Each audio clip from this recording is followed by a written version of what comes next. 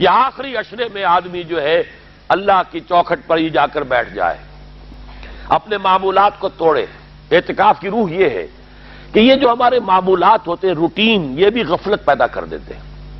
ایک عادت بن گئی، صبح اٹھتے یہ کرنا، پھر یہ کرنا، پھر دفتر جانا، پھر آنا، پھر یہ، اس کے اندر پھر وہ آدمی کوئی جاگتا ہی نہیں، ہوش میں آتا ہی نہیں۔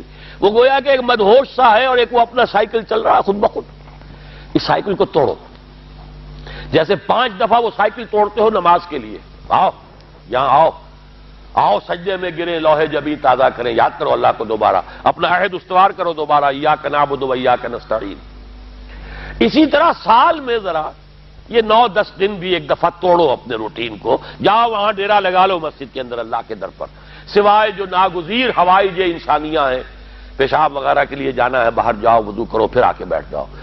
محض فرحت حاصل کرنے کے لیے نہانے کی اجازت بھی نہیں ہے۔ ہاں اگر آپ کو فرض کیجئے کوئی ایسی شکل ہو گئی ہے، رات کو آخر سوئے تو ہے، سونے میں بدخوابی ہو گئی ہے، نہانا ہے تو جاؤ نہاؤ، ٹھیک ہے، غسل واجب ہے، نہاؤ۔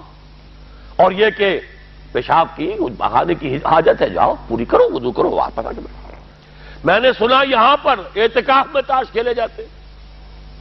آپ بالکل نوجوان چھوکرے، فضیلت سنی اعتکاف کی، ویسے بھی گھر سے بھاگنے کو وہ جی چاہتا ہی ہے، کچھ دنوں کے لیے نکلے اس گھر سے، مسجد میں آ کے بیٹھ گئے، وہاں پہ گپے بھی ہو رہی ہے، لطیفہ بازی بھی ہو رہی ہے، تاش بھی کھیلے جاتے۔ یہ اعتکاف ہو رہا ہے۔ یہ اتنی ہلکی شے نہیں ہے اعتکاف، یہ تو اس عبادت کا، رمضان میں جو روح بیدار ہوتی ہے، یہ اس کا کلائمیکس ہے، بہت بڑی عبادت ہے، لیکن اس میں لو اللہ کے ساتھ لگی رہے، لوگوں سے نہیں۔